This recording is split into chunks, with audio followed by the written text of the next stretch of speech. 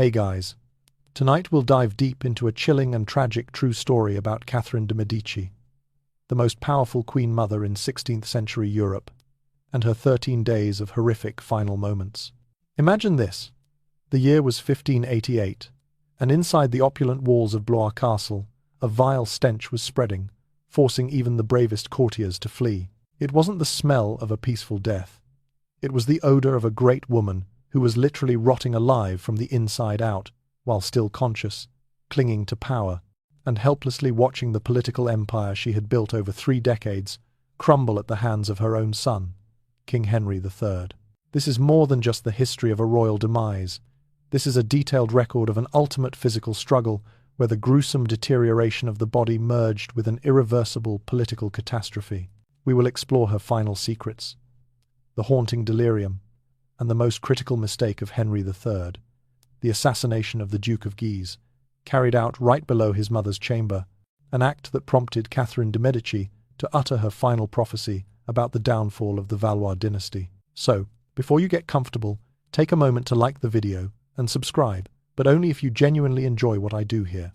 Let me know where you are and what time it is. Right now, in which city are you enjoying this story, and what does your local clock show? Now, dim the lights, maybe turn on a fan for that soft background hum, and let's ease into tonight's journey together.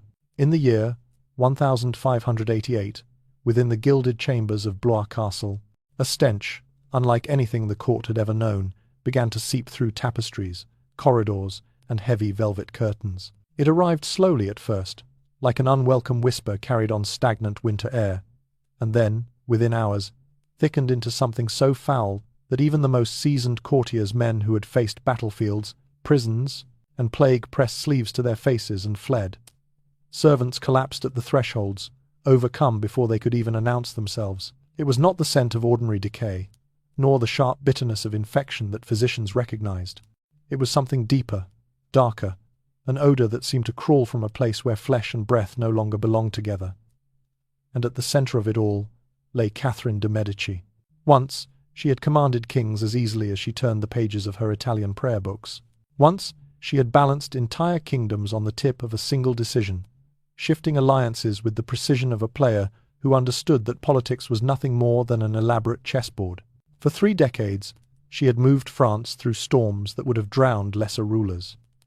But now, confined to her bed beneath brocaded canopies, heavy with dust and incense, she lay motionless, while her body decayed from within. The woman who had shaped the lives of monarchs, generals, diplomats, and nations could do nothing but remain awake, conscious, listening to the soft, wet rattle in her lungs as each breath betrayed her. The 13 days ahead of her would not be a simple decline. They would become a slow unwinding of the human form, an agonizing collapse in which the physical and political realms intertwined. Her failing body and her failing kingdom seemed to mirror each other so precisely that even those who attended her whispered that France itself appeared to be dying, breath by breath, alongside its queen mother. And although Catherine had endured civil wars, assassinations, rebellions, and betrayals, nothing had prepared her for this final convergence of suffering. To understand the weight of these final days, days in which she drifted between lucidity and fever, between memory and nightmare, one must return to the beginning of Catherine's unlikely rise. She had not been destined for greatness. She had arrived in France as a 14-year-old orphan from Florence, carrying the lingering scent of ink and trade rather than the fragrance of royal blood. French nobles mocked her openly, calling her the daughter of bankers, a merchant girl unworthy of the Valois lineage. Her marriage to the future king Henry II offered little comfort. For the first decade, she bore no children. Her husband offered his affection not to her, but to his mistress, a woman 2 decades older who wielded influence with ease. Catherine was treated as an accessory, ornamental, silent, and dismissible. But Catherine had something far more durable than beauty or noble birth. She possessed a mind sharpened by hardship, unclouded by sentimentality, and capable of reading danger long before it arrived. She watched, waited, and learned. And when children finally came, 10 of them in 12 years, her relevance solidified. After Henry II's death, in the jousting accident of 1559, she stepped into the role of Queen Mother with a quiet authority that soon became impossible to ignore. Her genius was balance. France, torn between Catholics and Protestants, seemed ready to tear itself apart with every season. Yet Catherine remained poised between them, negotiating with one faction at dawn and supporting ceremonies of the other by dusk. She had no illusions about the moral cost of such decisions. She knew that compromise sometimes meant permitting events that would stain her legacy forever, that stability demanded sacrifices no chronicler would ever describe kindly. And still, she pressed forward, believing that as long as the monarchy endured, France could one day find peace. But by 1588, the fragile structure she had maintained for 3 decades had begun to shudder. The Catholic League rose with renewed fervour. The Duke of Guise, brilliant and imposing, loomed over the kingdom as a figure more loved than the king himself. Her son, Henry III, once promising and elegant, now seemed adrift, consumed by pageantry, weakened by indecision, and suffocated by the harsh judgment of his people. Against this backdrop of political unravelling, Catherine's own body began its quiet rebellion. What her physicians first called inflammation soon revealed itself to be something far more merciless. Fluid gathered in her chest, pressing against her lungs, making every breath feel as though a hand were tightening around her ribs. The infections within her deepened, turned foul, and began to leak their poison into the air around her. Her skin dulled, her fingers trembled, and still she tried to think, to listen, to guide, even as the people outside her door whispered in dread. The smell that filled Blois Castle was more than the smell of dying flesh. It was the herald of a queen mother's final descent, a signal that the woman who had held France together was slipping away, and beyond her windows, the kingdom she had fought to preserve for so long was unravelling with the same slow, relentless inevitability. Catherine de' Medici was not born to rule. She arrived in France as a young Italian girl, carrying only a fragile title, the faint shadow of her lineage as the niece of a pope, and the complicated legacy of a merchant family whose reputation was both respected and resented. At the French court, where elegance and ancestry mattered more than wisdom or resilience, she was treated as a political object rather than a person. To the nobles, she was neither beautiful enough to be admired nor noble enough to be feared. And in those early years, she learned to survive by staying silent, by observing, by letting the court forget she was there, even as she memorized every gesture, every alliance, every whisper. Her marriage to the Dauphin Henri, who would later become King Henri II, deepened that loneliness. For 10 long years, she bore no children, and in a century obsessed with heirs, her barrenness was treated as both a personal failing and a national concern. Meanwhile, her husband gave his devotion entirely to Diane de Poitiers, a woman 20 years his senior, who possessed both influence and the king's affection. Diane controlled the royal schedule, the treasury, and even the king's public image. Catherine, pushed aside, became an ornament for state ceremonies, a decoration in costly gowns, a presence tolerated but not valued. Yet beneath the stillness of her demeanour, something quietly unbreakable took shape. A sharpened intelligence and an unyielding capacity to endure humiliation without yielding to despair. Then, slowly, everything changed. Catherine began to bear children, 10 of them in 12 years, each birth strengthening her position as mother of the future of France. She gained what the court could not deny her, legitimacy through blood. And in the year 1559, when Henri II died suddenly after a jousting accident, the court discovered that the quiet Italian girl had transformed into a force neither they nor the kingdom could afford to underestimate. With her son, Francis II, ascending the throne at only 15 years old, Catherine stepped naturally into the role of Queen Mother. But she became far more than a ceremonial figure.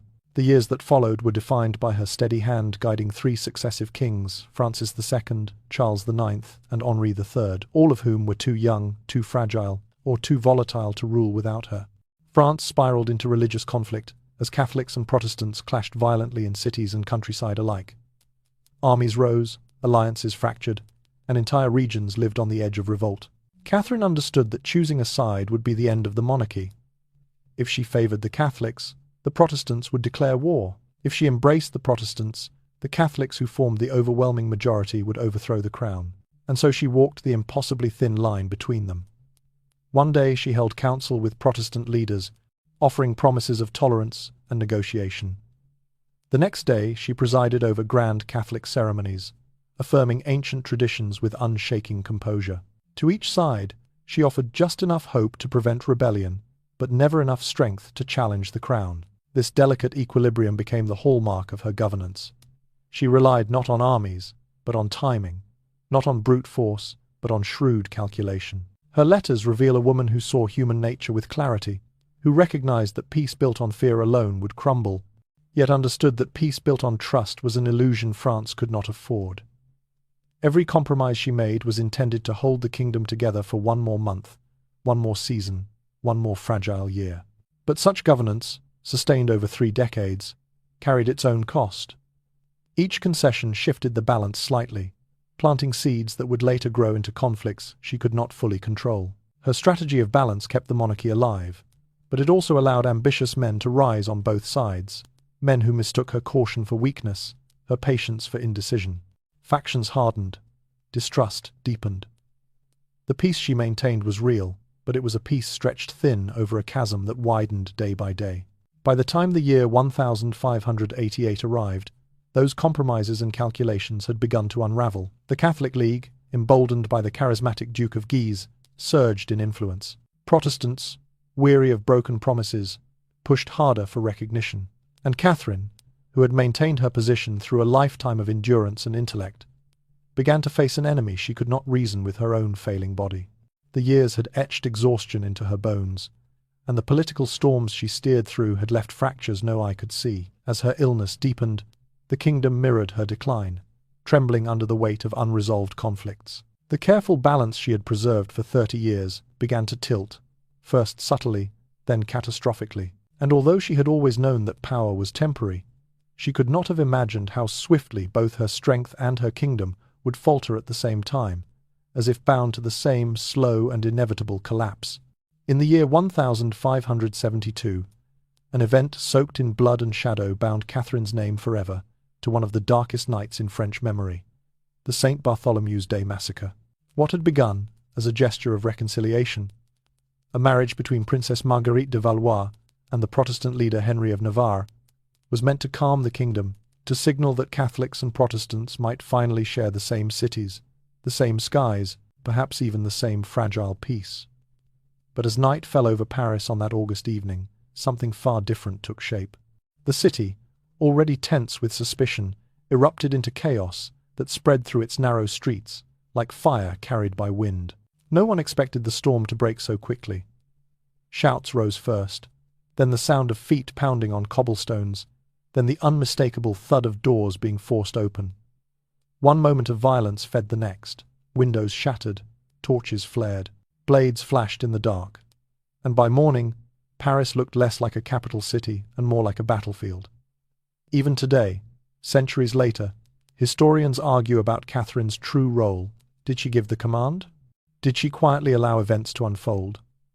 Or was she swept aside by a tidal wave of fear and religious rage she could no longer restrain?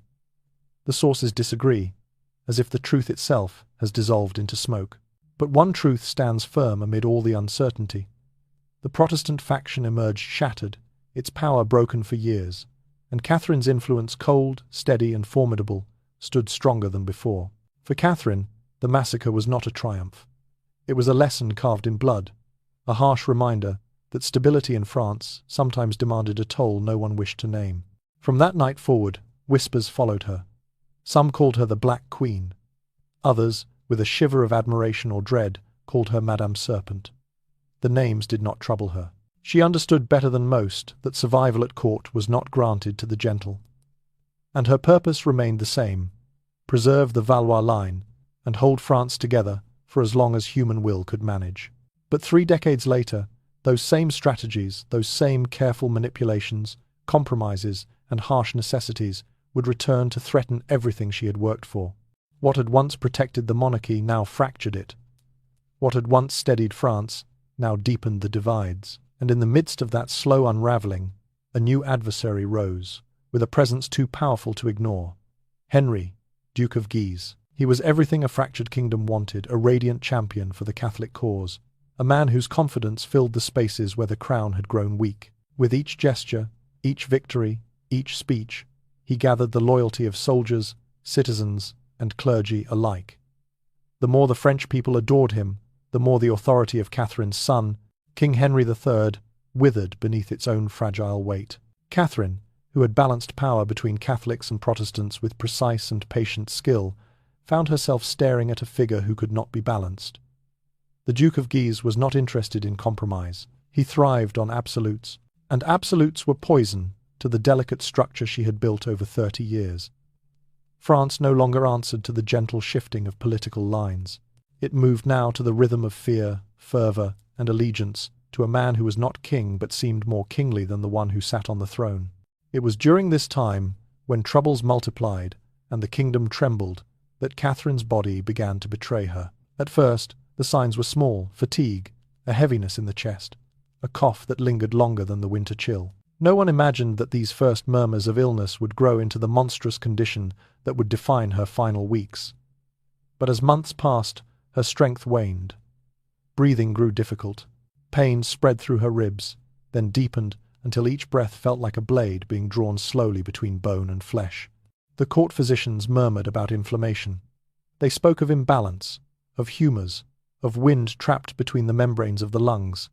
They did not yet see the storm beneath her skin, and Catherine, who had survived countless political disasters, who had faced armed rebellions and venomous gossip and the cold disdain of nobles, found that the greatest threat to her power was not a rival, not a war, not even the Duke of Guise, but the quiet, relentless rot beginning inside her. As the kingdom drifted toward a crisis that even she could no longer temper, her body weakened at the exact moment she needed strength the most. The symmetry was cruel, the timing merciless, and in the dim rooms of Blois, the first shadows of her final torment gathered, waiting for the moment they would fully close around her. As the days went on, Blois Castle grew heavier, as though a massive stone of fate was slowly pressing down on its vaulted roof. The spring of that year was unusually cold, and the wind that swept through the inner courtyard carried the damp, murky scent of the Loire River, along with bird calls that broke off mid-note, like the suffocating political atmosphere tightening around the kingdom. At night, the candles placed along the corridor flickered unsteadily, their tired yellow glow brushing across the old stone walls and stretching the shadows of the guards into long, crooked stains of darkness. It seemed as if the entire castle could sense the decline of the woman who had lived at the very heart of French power for more than 3 decades. Inside Catherine's room, the heavy velvet curtains hung in stillness, swaying only when a cold gust slipped through the ancient gaps of the window frame. There, Catherine lay slightly tilted, because lying flat made it impossible for her to breathe. Her eyes, dimmed by fever and pain, still held the quiet, cutting clarity familiar to anyone who had ever faced her in council. But now, that gaze served only to witness the collapse of her own body. Every strained breath made her acutely aware that both worlds outside, where Guise was rising, and inside, where the infection spread deeper, were sliding beyond her reach. There were long stretches of time, when night had faded and the early morning prayers had not yet begun, in which Catherine lay still, listening to faint sounds from the courtyard below, the distant clatter of hooves, the soft shuffle of soldiers changing shifts, the anxious whispering of servants who feared that any news from Paris could signal another upheaval. These sounds, insignificant in ordinary times, now echoed like steady warnings. They carried her back to years when she had been strong, walking through vast halls while others bowed.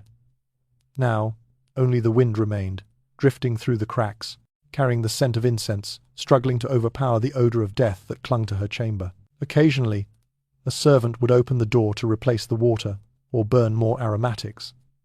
Yet Catherine could see in their eyes a mixture of sorrow and fear. None of them lingered. She understood why. The authority that had once shielded her from pity could no longer shield her from the horror that her body inspired. And in the brief moments when no one was present, she felt a silence descend, a soft but heavy silence, like a shroud being lowered.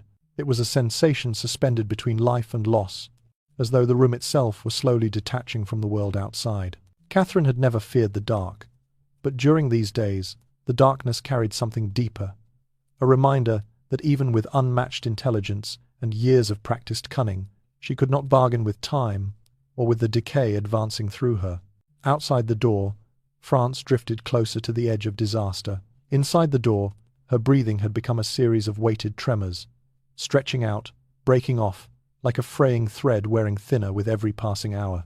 All of it, the cold wind, the flickering candles, the heavy breaths, the suffocating stillness, made Catherine understand more clearly than ever that this battle was not only the loss of power, it was the unraveling of everything she had ever held together, both in her kingdom and within her own fading body. Catherine's illness, an advanced, infected pleurisy, filled her chest cavity with pus that thickened day by day. As the fluid accumulated, her lungs were pressed tighter and tighter against the inside of her ribcage, until every breath felt like a slow drowning performed in silence. There were no antibiotics in the 16th century, no understanding of microbes, no sterile instruments, no surgical drainage. The physicians attending her relied on the only tools they knew: bloodletting to release excess humours, heated cups to draw illness through the skin, and cauterizing irons meant to chase away bad air. Each treatment weakened her further, none relieved her pain, and the infection continued to spread, unfurling inside her like a dark bloom. Within days, the pus in her chest began to break down. The air of her chamber thickened with the sharp, suffocating odour of internal decay. Servants who attempted to enter covered their faces with perfumed cloths, yet many still gagged or stumbled back through the doorway. Even the most loyal attendants could remain only a few minutes before retreating for air. They rotated in shifts, though no schedule could lessen their dread. The smell clung to their hair, their sleeves, their hands.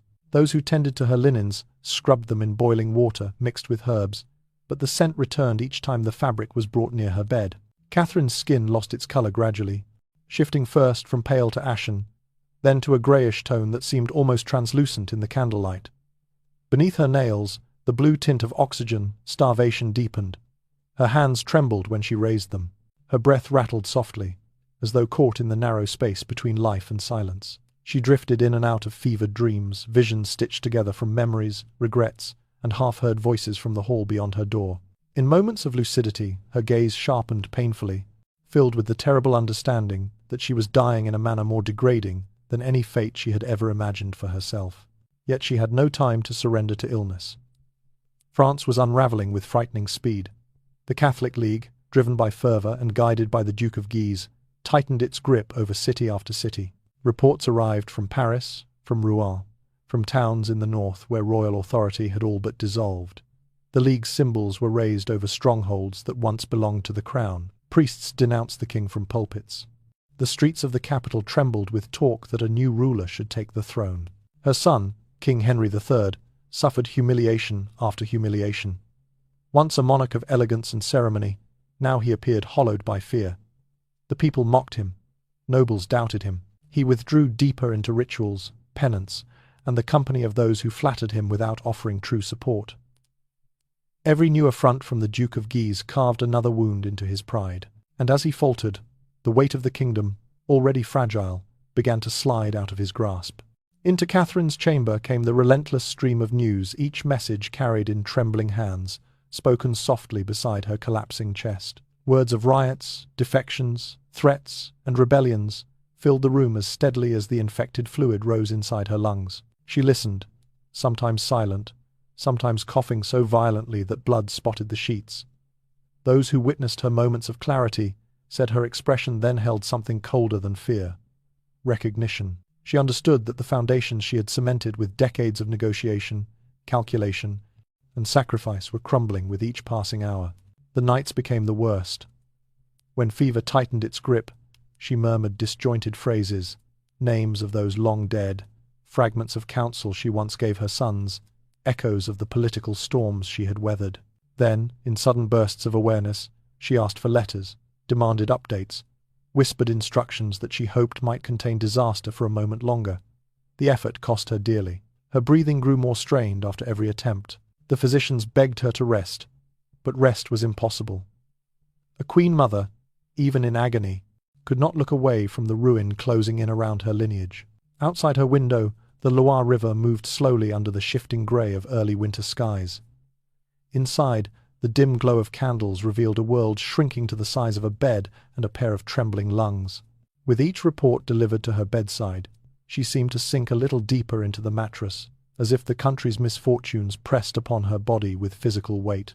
And there, in that room stained with the scent of decay, Catherine confronted a truth that cut deeper than the illness consuming her.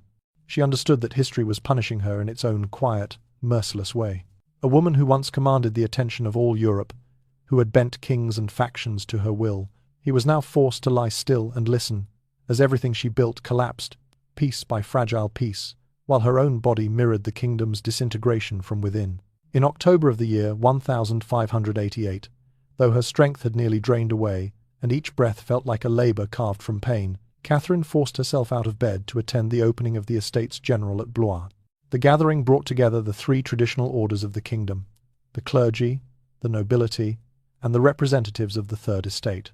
In theory, this assembly was intended to give King Henry III a chance to reclaim initiative, to gather the fractured kingdom beneath the banner of royal authority once more. But in reality, it became the stage on which both Catherine and her son witnessed the steady collapse of the Valois power they had spent lifetimes defending. The Catholic League, steered with iron certainty by the Guise family, controlled all three estates. Their influence hovered over the meeting like a shadow that no light could dissolve. When the king entered the grand hall, the applause that greeted him was thin, brittle, almost perfunctory. But when the Duke of Guise appeared moments later, the chamber erupted with the kind of thunderous acclaim that belonged to a sovereign, not a subject. Feet stomped, voices roared, hands clapped until the air trembled. And though Catherine lay confined to her room within the same castle, she heard every echo of that ovation through the ancient stone walls. Each cheer sank into her chest like another nail driven into the political coffin of her family. The representatives wasted no time asserting their dominance. They demanded that Henry III reaffirm every concession previously granted to the Catholic League. They proposed reforms that would strip the king of meaningful power, recasting him as a ceremonial figure with little influence over the fate of his own kingdom. And then came the final blow, the refusal to approve new taxes. Without taxation, the monarchy was almost bankrupt, stripped of the resources needed to wage war, to administer justice, even to maintain its own household. Every day brought fresh humiliation. Resolutions against the crown circulated. Declarations praising the Duke of Guise spread like wildfire. Delegates who once bowed deeply before the king now spoke to him with cool indifference or concealed contempt. Henry III returned from each session with visible exhaustion etched into his face, the weight of disappointment pulling at his shoulders. Catherine, trapped in her bed as infection gnawed at her lungs, received each new report with a mixture of dread and grim understanding. The stench of her illness thickened the air around her, clinging to the tapestries, seeping into her pillows. Her secretaries approached her bedside hesitantly, letters trembling in their hands, their voices unsteady as they read the latest developments aloud. Some could hardly finish a sentence without faltering. The scent of death from her body, mingled with the scent of political ruin from beyond her chamber door, made the atmosphere almost unbearable. Yet Catherine insisted on hearing everything. She forced herself to stay awake during the brief intervals when fever loosened its grip. With fingers that shook from weakness, she attempted to dictate letters pleas for loyalty, for caution, for unity. Her quill scratched across the page in uneven strokes, every line an act of desperation. She called upon nobles who once owed her everything. She tried to summon the authority that had once made Europe tremble. But in her heart, she knew the truth. The balance she had maintained for 3 decades was gone. The factions no longer feared the crown, no longer respected its authority. They followed Guise now, loudly and without shame. As days slipped by in a haze of fever and decay, the Estates General continued its assault on royal power. Delegates debated with passion. Guise's supporters raised their voices. The king's allies dwindled until they were little more than a handful of uncertain faces scattered through the hall. And the cheers that rose for Guise seemed to grow louder with every passing session, so loud that even Catherine, lying weak and half-conscious in her bed, could feel their vibrations through the stone beneath her. The woman who had once navigated crises with unmatched grace and calculation, who had guided 3 sons to the throne and steered France through 8 civil wars, now found herself helpless. She could no longer rise to argue, negotiate, or command. Her lungs rattled with every breath. Her body had become a prison. And she understood, with a clarity crueler than pain, that the storm approaching her family was unlike any she had weathered before. This time, there was no delicate compromise to strike, no faction to balance, no whispered agreement to secure in secret chambers. The tide had shifted, the kingdom had turned, and Catherine, who had once bent the fate of nations, now lay powerless as both her body and her dynasty slipped toward the edge of irrevocable ruin. By December of the year 1588, Catherine's physical state had descended into a living nightmare. The infected fluid inside her chest had risen so high that she could no longer lie flat without feeling as though she were being submerged beneath a dark, suffocating tide. Even reclining slightly sent a wave of panic through her weakened body, the sensation of drowning creeping up her throat with every breath. She was forced to sleep in a half-seated position, her back propped against a mound of pillows, her hands trembling as they clung to the blankets for balance. Each inhalation came as a thin, wheezing hiss, followed by a sharp, stabbing pain that radiated across her ribs like the slow cracking of glass. Fever accompanied her day and night. It rose in relentless waves, blurring the edges of her surroundings, pulling her mind into drifting territories where past and present bled into each other. During these spells, she muttered about things, forgotten by others but never erased from her memory.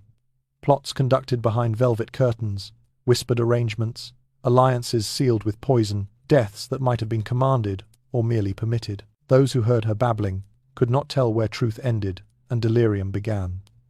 Her voice, when the fever surged, was a faint thread tethering her to a lifetime of secrets. December the 22nd brought a new turning point, one that did not belong solely to the sick room, but to the fate of the Valois dynasty itself. That evening, King Henry III entered his mother's chamber. His face carried the exhaustion of weeks without rest, and his eyes were hollowed by humiliation, fear, and the unending weight of a kingdom slipping from his control. He had prayed obsessively in recent days, lashing himself with rituals of penance, convinced that divine guidance would deliver him from the torment inflicted by the Duke of Guise. The once elegant king now seemed like a man unravelling thread by thread. No full record of the conversation between mother and son survives, only fragments, preserved in the testimonies of the servants who stood trembling outside the door. They heard Henry's voice rising in desperate fury, speaking of honour stained, dignity stolen, and the unbearable shame Guise had forced upon him before the watching crowds of Paris. Catherine's replies were nearly inaudible, so soft that her words scarcely carried beyond the threshold. Hers was the voice of a woman whose lungs could no longer draw enough air to produce anything stronger than a whisper. The servants caught only scattered phrases drifting through the thick wooden door. Honour, humiliation, Guise, no more. The tone was unmistakable, even if the meaning remained blurred. Henry was reaching a breaking point, pushed beyond endurance by the man who had made him appear small in the eyes of his own kingdom. When the king finally left, the chamber seemed to tilt with tension. Catherine, breathing in shallow rasps, gripped the bedpost as she struggled to rise. Those present later said it looked as though she were trying either to chase after her son or to stop him, no one could be certain which. The effort drained what little strength she had left. After 2 unsteady steps, her body collapsed forward, seized by a violent coughing fit that tore through her chest like a blade. Blood splattered the pillows, staining the linen in deep, spreading blossoms of red. Even then, she tried to speak. Her lips formed the same phrase again and again, though only a faint murmur escaped, drowned beneath the bubbling rattle of fluid inside her lungs. The attendants leaned closer, but the sound was too soft, the wet rasp in her chest too loud. Her words dissolved before they reached anyone's ears. Perhaps it was a prayer, a final plea for mercy. Perhaps it was a warning, a desperate attempt to halt a catastrophe she alone could sense. For Catherine had lived through 7 tumultuous decades, navigating storms of politics and war with instincts sharper than any blade. Even in delirium, even as her body betrayed her, that instinct remained.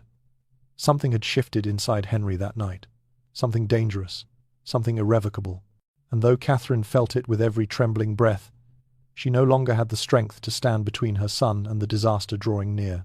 Her voice, once capable of bending nations, had dwindled into a whisper, swallowed by the rotting chambers of her failing lungs. The storm was coming, and she, who had once turned the course of France with a single sentence, could now do nothing but lie there half upright, half drowning, while fate moved forward without her. At dawn on December the 23rd of the year 1588, the Duke of Guise received a summons to meet the king in his private chamber. The message seemed ordinary enough, but several of his closest attendants sensed danger. One servant whispered that the king's face had been strangely tense the previous evening. Another warned him explicitly not to go, and beneath his breakfast plate, placed by an anonymous hand, lay a small scrap of paper bearing only one sentence. "Be careful. The king means to kill you." Guise dismissed every warning. He laughed as he folded the note, calling it superstition, cowardice, or perhaps the work of someone eager to impress him. He was a man forged by war, a commander who had faced bullets, blades, rebellions, and foreign armies. The idea that Henry III, timid, ceremonial, uncertain, might strike fear into him seemed absurd. "He would not dare," Guise reportedly said, adjusting his cloak before walking confidently toward the royal apartments. But the moment he stepped into the antechamber, something felt wrong. The room, small and dimly lit by morning candles, was strangely crowded. Too many attendants, too many faces he did not recognize. They wore the clothing of servants, yet their posture was rigid, their eyes sharp, cold, fixed upon him with a kind of expectation. Guise slowed his steps. His instincts, a soldier's instincts, prickled, but by then it was far too late. The king's voice called from the adjoining room, a simple summons. As Guise turned toward it, the disguised guards sprang into motion. Dozens of daggers flashed at once, drawn in a sudden eruption of steel. The Duke of Guise, seasoned by battle, reacted instantly. With one hand he hurled a man backward. With the other he seized another attacker by the beard and slammed him against the wall.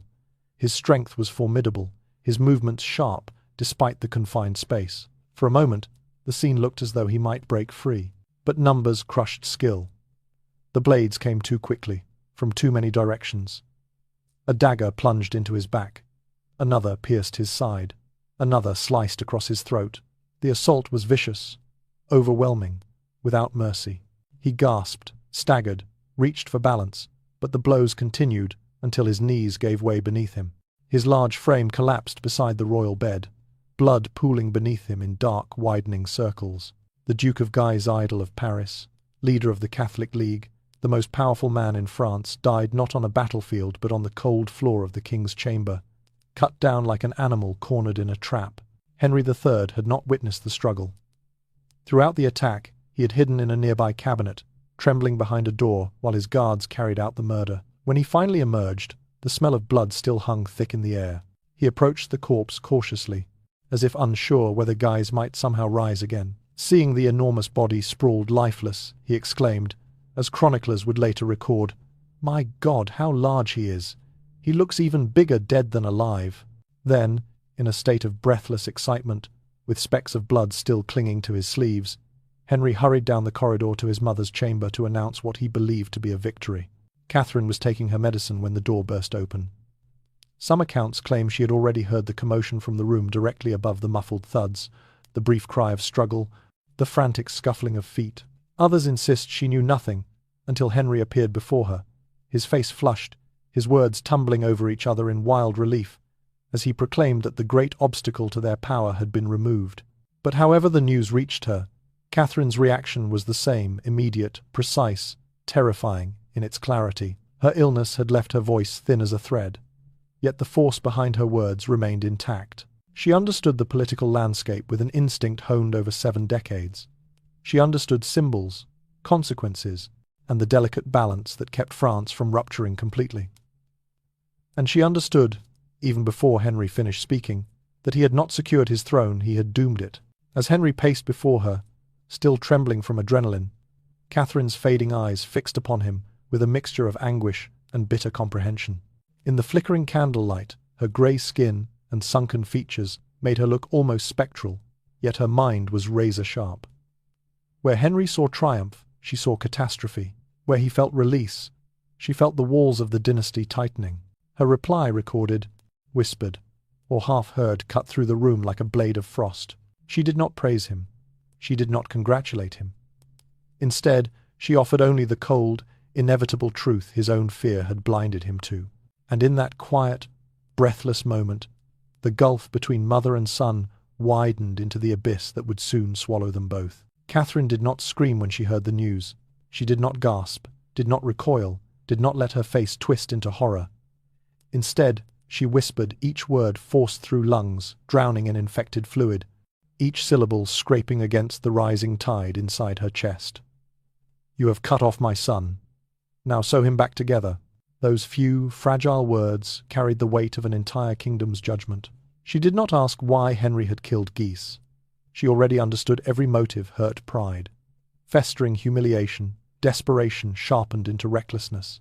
What concerned her was not the act itself, but the irreversible damage it inflicted. In her fading mind, clear with political instinct even as her body decayed, she saw the true consequence. Henry III had torn apart the last fragile fabric binding France together. For the Duke of Guise was not merely a man. He had become the living emblem of Catholic France, the hope, the sword, the saint in waiting. Killing him would never end the movement he represented. It would canonize it. It would turn him into a martyr whose blood soaked directly into the soil of every church, every sermon, every city, already simmering with unrest. Catherine understood this instantly. Her breath rattled as she forced out the second sentence, a prophecy carved in pain. God grant that you have not become king of nothing. It was not a complaint, not a reproach. It was a cold, accurate forecast of the storm already forming. And within mere days, her prediction began to unfold with terrifying precision. The news of the assassination spread through Blois Castle like fire catching in dry timber. Delegates of the Estates General locked themselves inside their rooms, barricading doors with chairs and trunks, convinced the king, mad with fear, might order a massacre of all who opposed him. Whispers slithered through the corridors. Servants fled. Guards stood rigid, unsure where loyalty or danger lay. The Duke's younger brother, Cardinal Louis de Guise, was arrested that same night. And on Christmas Eve, while bells rang across France celebrating the birth of Christ, he was executed. It was a moment so grotesquely timed, so devoid of political sensitivity, that even Henry's remaining supporters felt a chill. It revealed a king who had lost all sense of proportion, a monarch lashing out blindly rather than guiding a realm sinking into revolt. Then news reached Paris. The city erupted not with confusion, but with fury. Preachers thundered from pulpits that Henry III was no longer a rightful monarch. They declared him a tyrant, a murderer, a king who had lifted his hand against God's chosen defender of the Catholic faith. At the Sorbonne, scholars gathered to issue a historic decree. Catholics were absolved of their duty of loyalty to the king. It was a spiritual severing of the bond between ruler and subjects. And the Parliament of Paris followed swiftly, implying that the throne now stood empty. In a matter of days, cities across Catholic France renounced their allegiance. Town councils swore loyalty to the Catholic League. Banners bearing the Valois fleurs de lis were torn down and replaced with the symbols of the League. The king, who had imagined that killing Guise would restore obedience, instead found himself a ruler in name only, exactly as Catherine had foreseen. Her room, thick with the smell of decay, became an unwilling observatory for the collapse of her dynasty. She lay propped on pillows, half-conscious, listening to her secretaries stammering through reports they could barely bring themselves to read aloud. Every sentence was a fresh blow. Every update confirmed her prophecy. Henry had not strengthened the crown through violence. He had severed it from its people. The monarchy's legitimacy, a structure Catherine had spent 3 decades defending through negotiation, manipulation, and sacrifice, was disintegrating. And Catherine, too weak to write more than a few trembling lines, could only watch helplessly. Her thoughts were sharp, but her body was dissolving. Lungs wet and heavy, breath rattling against the weight of pus choking her from within. France was breaking outside her window. Her body was breaking inside her skin, and the tragedy of both collapses pressed upon her with merciless symmetry. In the echo of her whispered warning, "King of nothing," Catherine understood, long before her son did, that Guise's death had not secured the throne. It had annihilated it. The political shock that followed Guise's death struck Catherine like another blade, cutting into a body already ravaged beyond endurance. Her pleurisy entered its final, most merciless stage. The physicians attending her men, bound by the limits of 16th-century medicine, continued the only treatments they knew. Bloodletting, to release corrupted humours. Purgatives meant to cleanse the body. Cupping glasses heated until they scalded the skin, and hot irons pressed to her chest in a futile attempt to draw out the illness. Each remedy drained her strength more quickly. None slowed the rising tide of pus that filled her lungs. Inch by inch, breath by breath, the stench became almost unbearable. Incense, perfumes, and the costly fragrances Catherine had once used to mask unpleasant odours failed completely. No scent invented by the court of France could cover the smell of organs rotting while still inside a living body. Servants rotated constantly, some able to endure only a minute or two before dizziness forced them to flee. Even the most loyal ladies in waiting pressed handkerchiefs to their faces, eyes watering as they leaned close enough to offer medicine or adjust pillows. And amid this suffocating atmosphere, Christmas arrived. While Catholic Europe celebrated the holy day, Catherine lay propped upright, gasping through each laboured breath. Outside her door, messengers arrived one after another, with news that city after city had defected to the Catholic League. Loyalty to the Valois crown was evaporating. Authority once hers, then her son's, was dissolving like mist. Every report brought fresh confirmation that the kingdom she had held together through sheer will was coming undone. The fever surged, carrying her into delirium. She drifted backward through time, as though the years had loosened their hold. In one moment she spoke of Florence in the decade of 1530, recalling corridors filled with Medici colours. In another, she murmured about her wedding to Henri II in the year 1533, the ceremony that had brought her to France.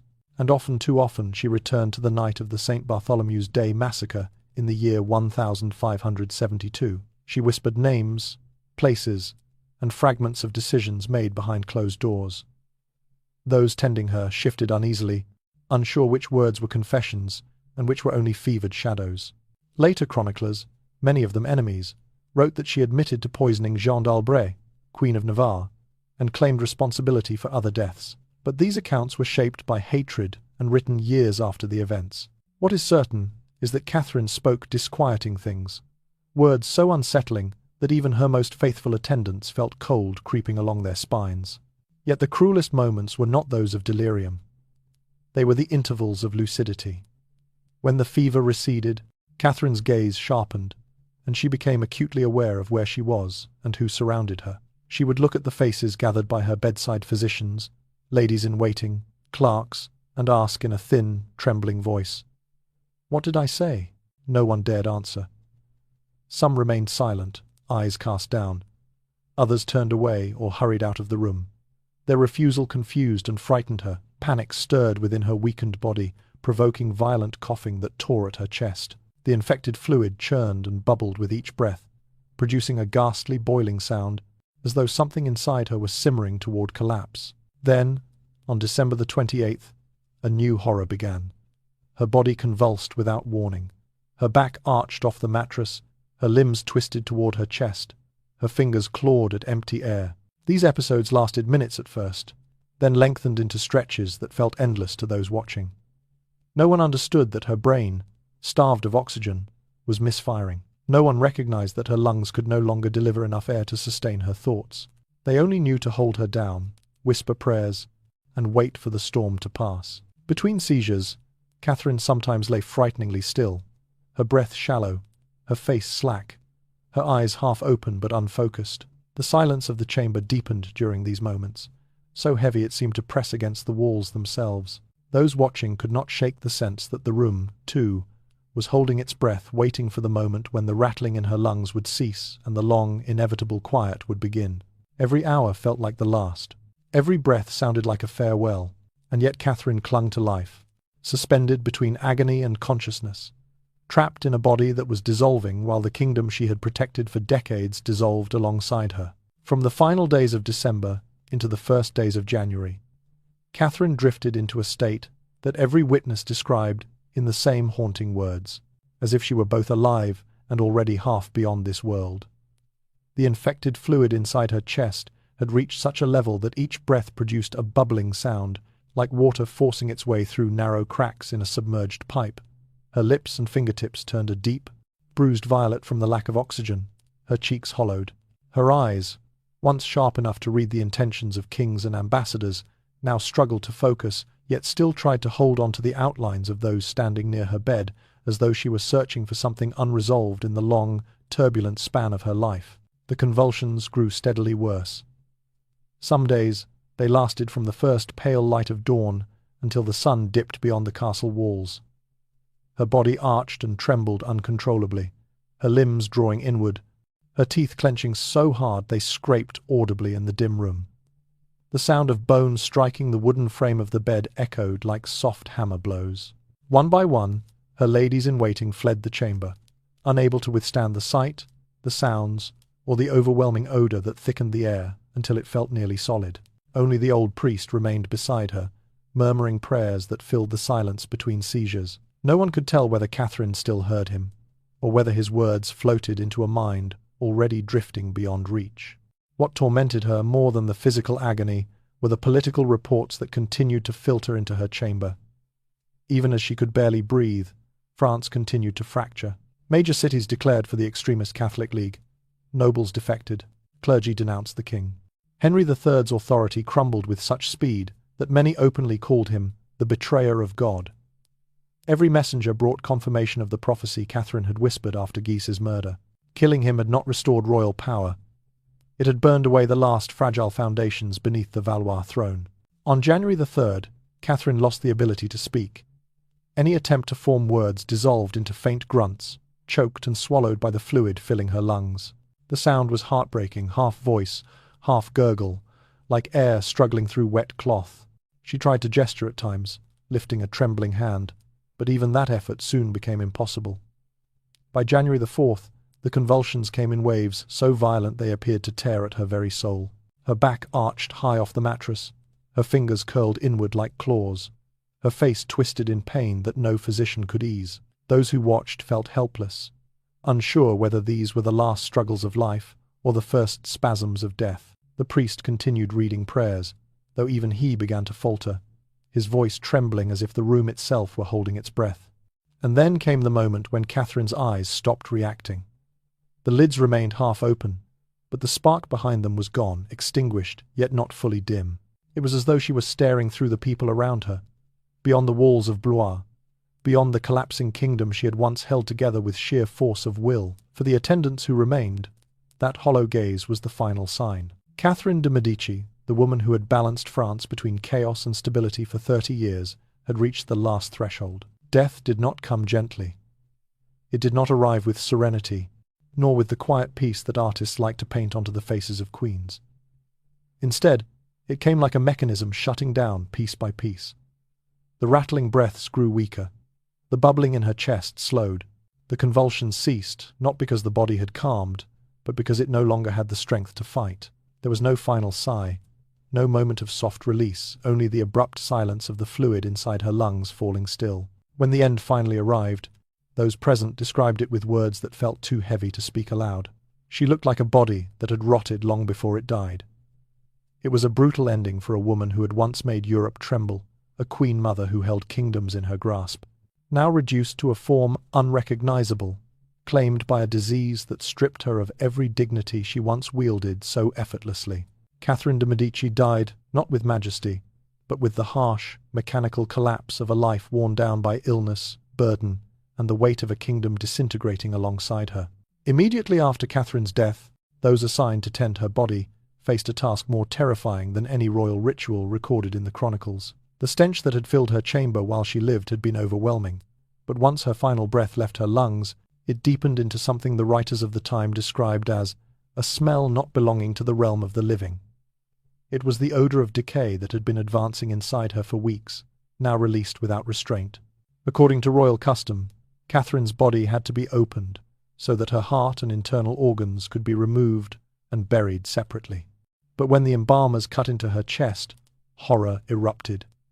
Nearly 2 liters of thick, green-yellow purulent fluid poured out so foul that several attendants vomited immediately. Her lungs had deteriorated into cavernous hollows filled with necrotic sludge. Her liver and other organs showed signs of extreme collapse, likely worsened by the harsh purgatives and toxic treatments administered by well-meaning but ignorant physicians.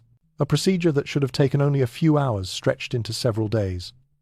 The embalmers burned through vast quantities of resins, spices, and costly aromatics, but even the most expensive perfumes of the French court could only partially mask the overwhelming stench. The men had to work in shifts, each enduring as much as he could, before staggering out into the cold winter air, dizzy and shaking. One chronicler wrote that the air inside the chamber was so heavy with corruption that standing upright felt like leaning against a wall of smoke. Outside, France mirrored the state of Catherine's body, splitting, weakening, falling apart, piece by piece. News spread rapidly about the political collapse that followed the assassination of the Duke of Guise. The Catholic League declared Henry III unworthy of the throne. Major cities rebelled openly.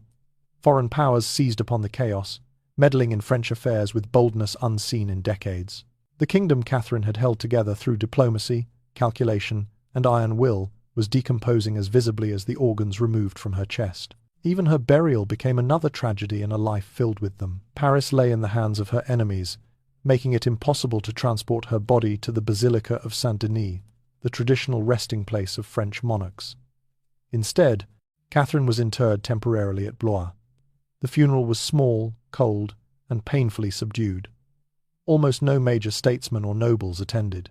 The Queen Mother, who had shaped the fate of Europe for more than 30 years, was laid to rest in a ceremony so quiet that it bordered on anonymity. No fanfare, no procession through Paris, no great choir echoing through vaulted aisles. Just a handful of attendants, a winter wind curling around the stone walls of Blois, and the dim awareness that the woman, who once held an entire continent in the palm of her hand, was departing the world without the honors due to her position. Her body, broken by disease, her dynasty, broken by conflict, her kingdom, breaking apart day by day. In death, as in life, Catherine de' Medici remained bound to the fate of France. And now, both queen and kingdom were unraveling together, one beneath layers of linen and resin, the other beneath waves of rebellion and despair. The death of Catherine did not close the tragedy, it only opened the cruel final act. Without her, King Henry III, already fragile, already drifting between pride and panic, found himself completely unmoored. His authority, once sustained by his mother's relentless calculation, now collapsed under the weight of public contempt. To preserve even a fragment of his power, he made the unthinkable decision. He formed an alliance with Henry of Navarre, a Protestant leader, the very kind of figure the extremist Catholic League despised, and the very alliance Catherine had spent her entire life trying to prevent. The moment the pact was announced, fury erupted across Catholic France. The League branded Henry III a traitor to the faith, a man who had betrayed the Church, betrayed the people, and murdered their beloved Duke of Guise. They proclaimed him a false king. They prayed publicly for his downfall. They declared that France deserved a sovereign chosen by God, not a weakened monarch hiding behind an alliance with heretics. And in their anger, they fulfilled Catherine's final prophecy. God grant that you do not become the king of nothing. The prophecy began to take shape on the first day of August, in the year 1589. On that morning, a Dominican friar named Jacques Clément approached the king under the pretense of delivering confidential documents. The heat of midsummer hung thick over the camp, and Clément's calm, pious demeanor aroused no suspicion. When Henry III leaned forward to receive the packet, Clément drew a small dagger from beneath his robe and drove it into the king's abdomen. At first, Henry believed the wound minor. He reportedly told those around him not to worry, that the friar had been dealt with, that he would recover quickly. But infection, silent, invisible, merciless, spread through his body with the same ruthless inevitability that had destroyed Catherine. Within hours, the wound darkened. Fever followed. The pain intensified until he could barely speak. Physicians attempted the same misguided treatments that had hastened Catherine's end. Purging, bleeding, poultices. None slowed the infection's advance. As he lay dying, Henry named Henry of Navarre as his successor, the only option left to him. It was a bitter necessity. The Valois line, which had ruled France for centuries, ended with the final breath of a childless king whose life had been shaped and ultimately overshadowed by the mother he had failed to listen to. The irony was too sharp for chroniclers to ignore. Both Catherine and Henry III died not from the blade that struck them, but from the infection that followed, an eerie, parallel demise that seemed almost designed to mark the extinction of their dynasty. Henry of Navarre ascended the throne as Henry IV. But the kingdom he inherited was fractured, burning with religious hatred. To secure legitimacy, he made the decision Catherine had anticipated long ago. He converted to Catholicism. His reported words, "Paris is worth a mass," became one of the most famous expressions of political realism in European history. Through compromise, something Catherine had practiced her entire life, he restored a measure of peace to France. But the cost had been enormous. Everything Catherine had fought for, 30 years of negotiation, manipulation, treaties, marriages, wars, carefully avoided and reluctantly waged, collapsed in the span of months. The Valois name vanished. The delicate religious balance she had spent decades constructing shattered in violence. Even the concept of royal authority, the golden thread she had worked tirelessly to preserve, unraveled until nothing remained but the ashes of rebellion and distrust. The strange symmetry of it all was difficult to ignore. Catherine's body had decayed from within, her organs dissolving in a slow, unstoppable collapse. And so too did the political legacy she left behind. It deteriorated with the same unstoppable force, consumed by fanaticism, betrayal, and the fatal missteps of her son. In the end, Catherine de' Medici left the world with the same mixture of brilliance and ruin that had defined her life. Her final years, her final warnings, and the final collapse of the Valois monarchy formed a single, tragic arc, one shaped by fate, by error, and by the severe, unrelenting judgment of history.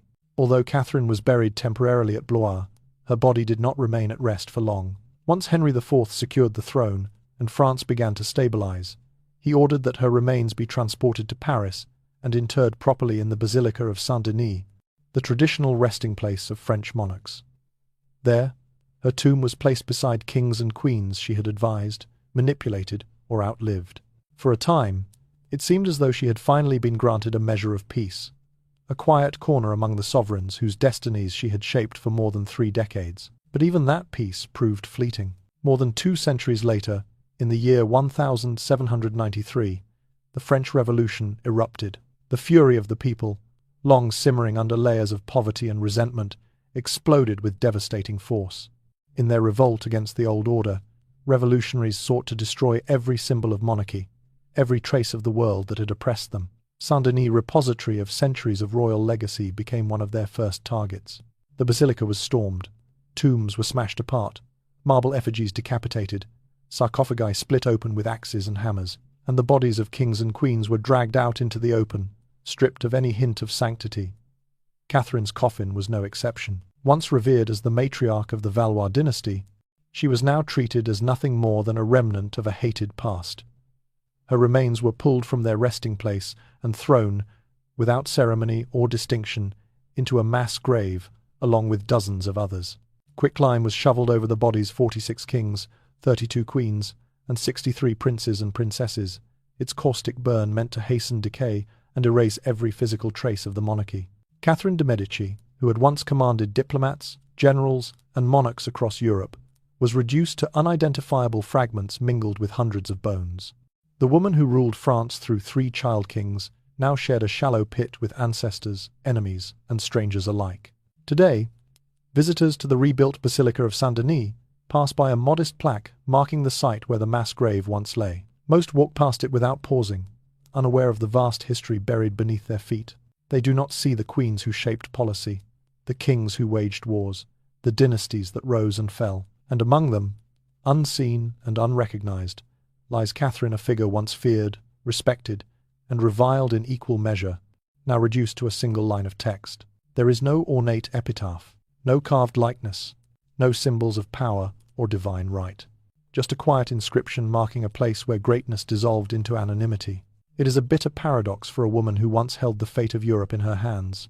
Catherine de' Medici, who spent her life constructing alliances, orchestrating marriages, manipulating courts, and preserving a fragile kingdom, ultimately lost even the dignity of a marked grave. History, which she had tried so fiercely to shape, erased her in the end, leaving behind only scattered bones and a faint echo of a name that once commanded empires. In the silence of Saint-Denis, where tourists pass without noticing, Catherine's final resting place reflects the strange, haunting symmetry of her life. Power without permanence, influence without immortality, and a legacy that even after centuries remains shadowed by tragedy as profound as the era she once ruled. The horrifying death of Catherine de' Medici was not merely a personal tragedy. It became the emblem of an entire political system rotting from within. For 13 days, her body decayed slowly, relentlessly, as infection consumed her from the inside out. And in that gruesome unraveling, one could see a perfect reflection of France itself in that moment. A kingdom inflamed by religious hatred, poisoned by power struggles, and weakened by the incompetence of its monarch. For decades, Catherine had been the fragile thread holding the nation together. Her compromises, her calculated alliances, her relentless maneuvering had prevented France from collapsing outright. But those same choices, assassinations sanctioned or ignored, massacres tolerated in the name of stability, schemes woven behind closed doors, planted the seeds of destruction. Violence had become normalized. Treachery had become a tool, bloodshed had become a language the kingdom understood far too well. Henry III, her son, learned from her example, and in the end, he fell into the very traps she had once used to cage her enemies. In her final lucid hours, Catherine grasped the bitter truth. 3 decades of decisions had not saved the Valois dynasty. They had only prolonged its dying breaths. She departed the world in absolute helplessness, her own body disintegrating even as the kingdom she fought to preserve crumbled with equal urgency. Every shuddering breath she forced through decaying lungs echoed the final collapse of a royal line that had ruled for centuries. Power, no matter how absolute, how carefully guarded, could not defy the forces of history. The stench that filled her chamber during those last days was more than the odor of biological decay. It was the scent of a system unraveling, a monarchy that had reached its natural end, a way of governing that could no longer sustain the weight of its contradictions. It was the smell of a dying era, a queen mother, a dynasty, a worldview. Catherine de' Medici achieved a kind of immortality in the end, but not the kind she desired.